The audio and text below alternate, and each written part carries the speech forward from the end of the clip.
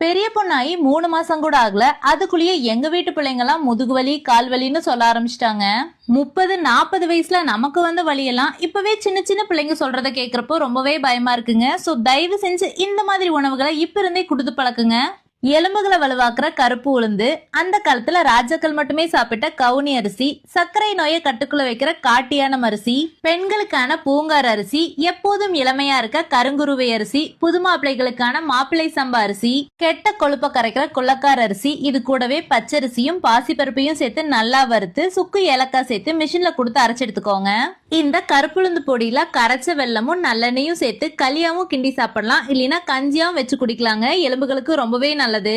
ஆனா இதெல்லாம் செய்ய எனக்கு டைம் இல்லைன்னு சொல்றவங்க இதே மெத்தட்ல ஃபிட் அண்ட் ஃபுட் தமிழ்ல கருப்புளுந்து கஞ்சி பவுடர் ரெடி பண்ணி தராங்க.